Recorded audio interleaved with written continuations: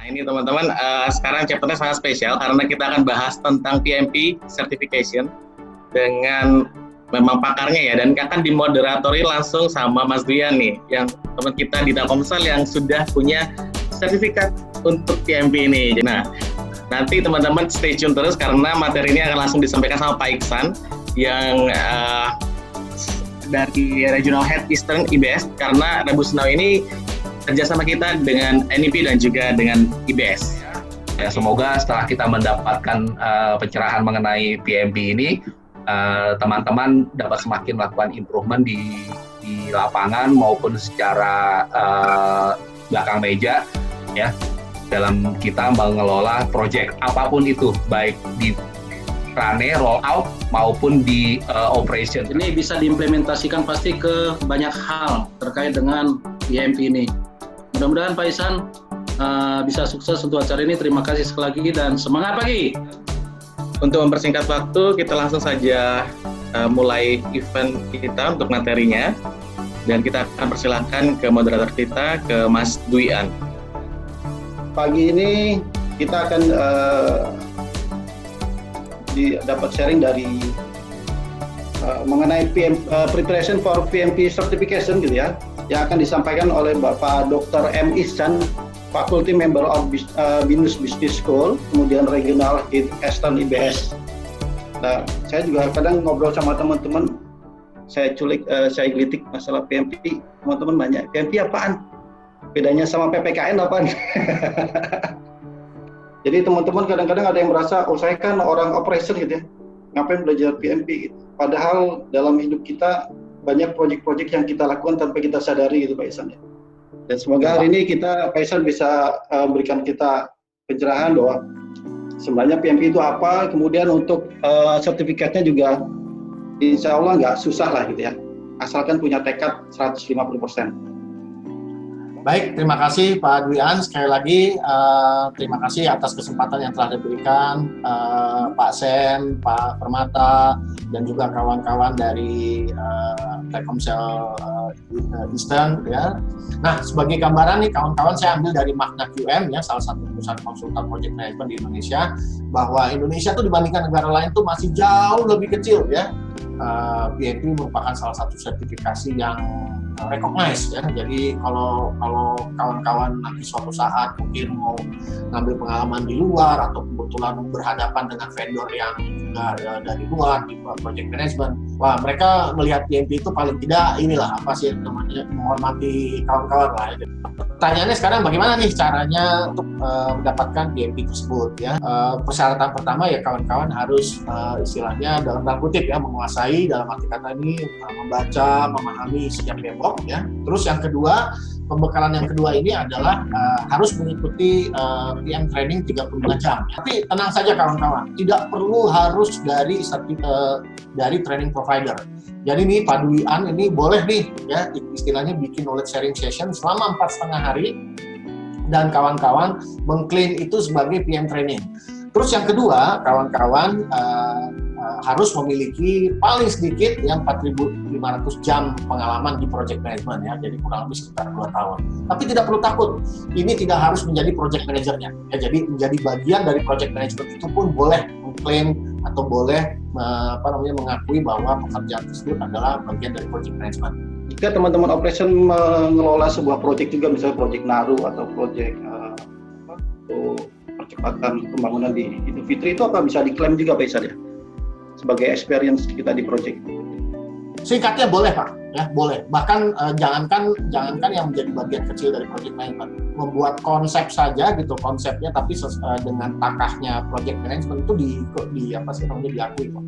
Jadi dalam menyusun sebuah rencana proyek gitu, teman-teman itu terlibat dalam bagian dari perencanaan tersebut itu udah dapat. Tinggal nanti diklasifikasikan mana yang masuk inisiasi, mana yang masuknya di perencanaan, mana di eksekusi dan lain sebagainya. Nah, PMP examnya sendiri itu adalah computer based test. Nah, jumlah pertanyaannya 200 pertanyaan selama 4 jam ya. Nah, Betul. yang paling idealis seperti ini teman-teman ya. Jadi saya bilang selama 3 bulan itu ya, yang pertama ya proses aplikasinya mungkin sekitar 1 bulan. Nah, setelah itu seperti yang saya katakan ya, bahwa proses assessment-nya dan payment-nya itu sekitar 1 bulan. Nah, pada saat proses assessment dan payment itu saran saya sih udah mulai tuh. Ya, mulai dari awal tuh 1 bulan tuh ya, dari sini tuh udah mulai belajarnya. Terus gitu ya, sampai nanti di bulan ketiga teman-teman tuh udah masuk masuk ke periode ujiannya.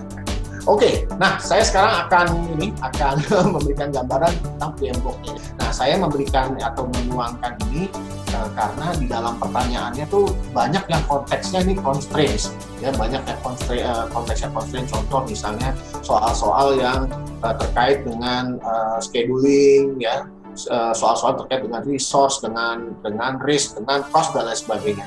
Selama teman-teman terlibat dalam aktivitas yang memiliki ini, ya, unique purpose, yang sifatnya temporary, apalagi kalau misalnya kegiatan tersebut ya melibatkan apa yang disebut dengan uncertainties, ya, atau ketidakpastian. Nah, itu saya pikir udah tidak ada alasan lagi untuk tidak bisa diklaim. Selama itu tadi teman-teman aktivitasnya tuh mengacu ya, atau terlibat gitu ya dengan aktivitas-aktivitas yang tadi, terus juga dengan kaitan dengan domain yang ini, ada knowledge-nya, melibatkan skills juga, dan melibatkan cara-cara tertentu dalam melakukan aktivitasnya, sah gitu menjadi project ya, dan dilakukan dengan project management. Maka kalau kita melihat ya, dalam mengelola sebuah project ya, siklusnya tuh pasti ada ya, karena memiliki keterbatasan tadi temporary ya, ada start dan ada finish-nya. Di sini ada gambar-gambar wajib nih atau diamond, teman-teman. Maksudnya ini adalah sebuah decision gate ya. Jadi sebuah proyek dia bisa jadi stop atau tidak dilanjutkan setelah melewati decision gate ini. Nah, dari 10 knowledge area ini itu dibagi dua kelompok. Yang pertama adalah core knowledge area, yaitu scope, time, cost, sampai quality. Sedangkan yang facilitated knowledge area yang sebelah kanan itu mulai dari project resource, communication, risk, procurement, sampai stakeholders. Nah, secara keseluruhan itu diintegrasikan oleh project integration management.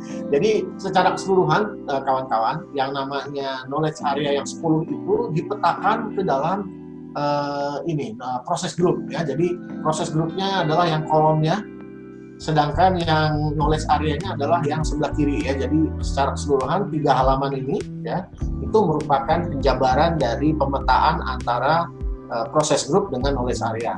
Nah, jadi nih kawan-kawan, singkatnya untuk mempersiapkan PMP ini, teman-teman fokus aja di dalamnya tabel ini. Ya, jadi mempelajari poin-poin yang ada di tabel ini itu mengcover PMP exam secara keseluruhan. Tapi yang saya ingin sampaikan di sini, kalau teman-teman lihat dari halaman 1, halaman 2, halaman 3, menariknya yang paling banyak adanya di planning. Jadi nanti ujiannya pun secara proporsional itu banyaknya di planning. Oke, kurang lebih itu paparannya Pak Dwi yang ingin saya sampaikan ya. Mudah-mudahan selama ya hampir 2 jam penuh nih ya, kita sama-sama bisa mengupas apa sih yang harus kita persiapkan dalam melakukan atau menyiapkan diri kita untuk sertifikasi ini ya, PMP kita ya. Sekarang saya punya tips and tricks-nya gimana caranya untuk bisa menghabiskan itu gitu. Yang pertama, teman-teman harus go through ke pertanyaan itu dari 1 sampai 200. Jangan terpaku sama satu pertanyaan. Buat saya, habiskan dulu yang 10 pertanyaan yang kurang 10 detik, baru masuk yang berikutnya. Nah, terus sebelum ini satu tips lagi, sebelum kawan-kawan mulai ujiannya, itu kawan-kawan dikasih waktu 10 sampai 15 menit untuk nyiapin segala macam. Nah, jadi itu rumus-rumusnya tuh saya tuangkan di 10-15 menit pertama tuh saya coret-coret ininya tuh, kertasnya. Ya, jadi supaya paling enggak memori saya turun sebagian deh ke ini. Dan itu diizinkan, boleh. Hari ini kita di event Rabu Senior sudah mencapai 87 partisipan yang sudah join Rabu Senior kita hari ini. Selain area 3 juga datang dari PM Sulawesi, PM Puma, dan juga dari HQ, dan juga dari HCM, Pak. Jadi, thank you teman-teman semua yang udah hadir. Thank you Pak Sam, Pak Iksan, Pak Per, Mas Dian sebagai moderator kita yang keren banget hari ini. Thank you semua. Kita akan ketemu di Rabu Now di minggu depan berikutnya. Selamat pagi dan semangat pagi! Pagi. Thank you, Pak Izin Isan. pamit Pak Sem, Pak Permata, kawan-kawan, pagi, Pak.